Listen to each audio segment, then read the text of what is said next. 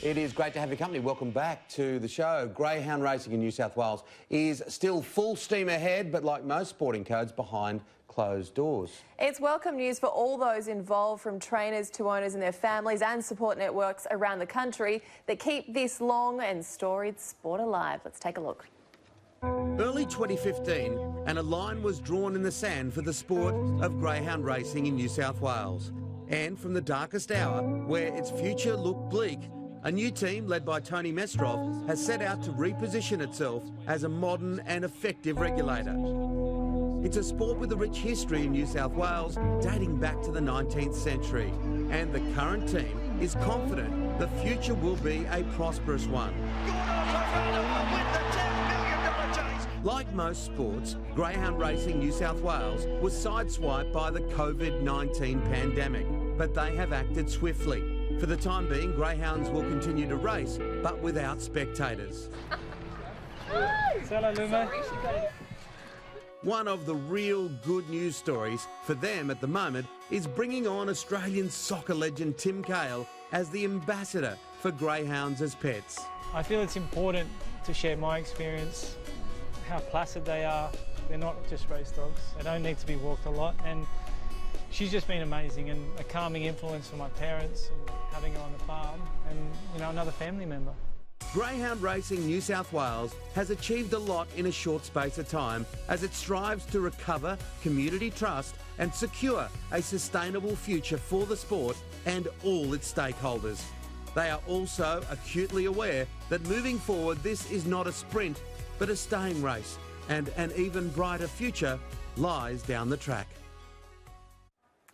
Joining us now is Greyhound Racing New South Wales Chief Executive Officer Tony Mestrov. Tony, you were there that day that I got to catch up with Tim Cahill and Lumo. I tell you what, that's a fun coupling. Tim Cahill is just brilliant. I think that's one of the great achievements of Greyhound Racing New South Wales this year has been the appointment of Tim as our GAP ambassador. So Tim's highly passionate about the dog, which was the reason we were attracted to him. And also he's a trusted person. He's a Socceroo legend and a very trusted person. And that's what we really needed to get as a program. And it has opened the awareness up of that program. So, you know, a great acquisition. And it peels back the plastic on what beautiful dogs they are, doesn't it? Because we saw the longest story and we saw a little snapshot there. They are a couch potato, believe it or not. They are a beautiful animal. We need to show more of that as part of bringing Tim on, but also the popularity. We see greyhounds everywhere in the eastern suburbs, northern beaches and what have you. They are a very popular animal, and we want to keep pushing that. You must be so happy with how this program is going, because, I mean, Tim is everywhere. Being the name that he is everywhere. But as you said, he's so passionate, and all of a sudden, the amount of people that have approached me since we ran this story alone about the nature of the dog and how wonderful they are, you must be thrilled that you were able to get him and with the response. Yeah, we're really thrilled. And it's all about the welfare. The welfare is at the forefront of everything we do. I know we do race, but we need to rehome all our dogs. So Tim has lifted the profile of the program. He's shown that it is an animal you can have as a pet, and alleviates the fear anyone has of the greyhound with the muzzle when they race. I think that's really important, the better nature of the dog. They are family friendly.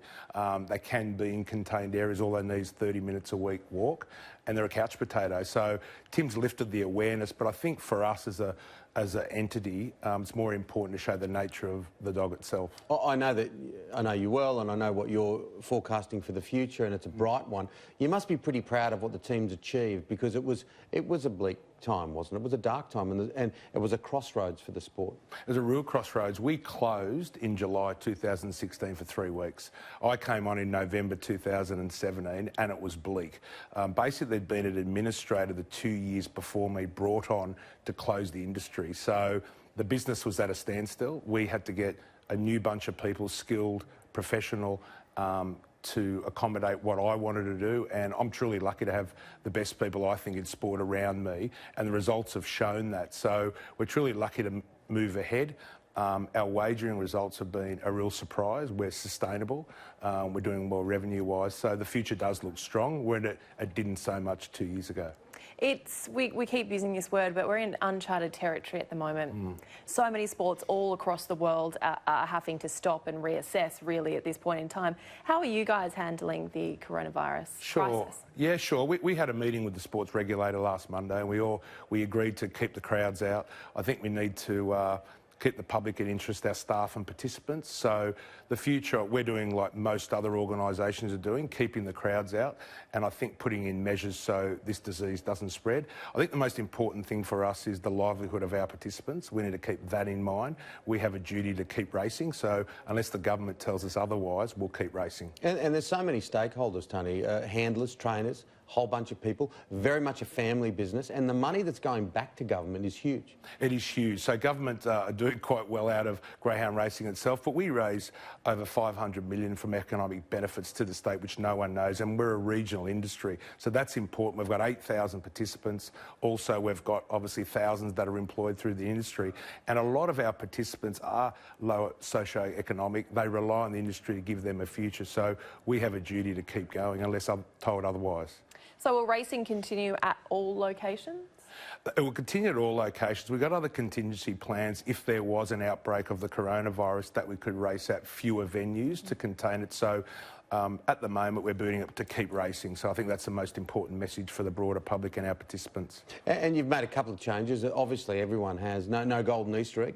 No golden Easter egg. We've pushed that back to June just because of the very nature that the interstate and our participants, we just don't want to put them in a position where they're travelling. So I think it's really important that we think of our participants and our staff first. So we've just put that back to June 6th. It's a long weekend so we can monitor the situation. Speaking about the growth, record prize money on offer, has it attracted more to the sport? It has.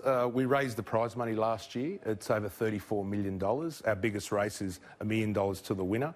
We saw a great win this year was, you know, a real battler that won the $1 million chase. So it's out there. We are a battler industry, and I think the more we increase prize money, the more we'll be attracted to buying a greyhound. It's a lot cheaper than buying a racehorse, as I found out. So, yeah, we're a pretty good proposition, and look, we're looking to grow through syndications. How rewarding is it for you when you see those stories, the battlers that are winning these big events? Yeah, it was, and we're here for the battler. And I think Greyhound Racing New South Wales showed that at Dapto. I mean, the Dapto club was going to close for various reasons, and we went to the Supreme Court, opened the race club up and raced that day. So I think we are there to protect our participants, and a lot of them, 80% are hobby trainers, so they're not professional, so unlike the thoroughbreds. So pretty proud of what we've done as an entity, more than anything I've done myself. I've surrounded myself with some really good people, and they've helped to take the organisation forward. And your team's very motivated. Obviously the monetary side is great, and the $1 million chase, and I want to ask you more about that because you had free-to-air exposure, but you are very focused on the regulatory side of your business and making sure that everyone has faith and complete faith in the sport itself. That's right, and part of it, that is interviews today, being truthful and honest and upfront. I think we're at a start as an industry. If there's any issues or welfare problems, we've just got to get to it. We can't lie anymore. It was a line in the sand 3 years ago. We need to get it right, and there's no way we can not put welfare number one. So in that regard, we are on our last chance, and it was a wake-up call for the industry that it closed, and a good decision in some sense, because I've seen a cultural change with participants, and so we are an industry that's here for the future, yes.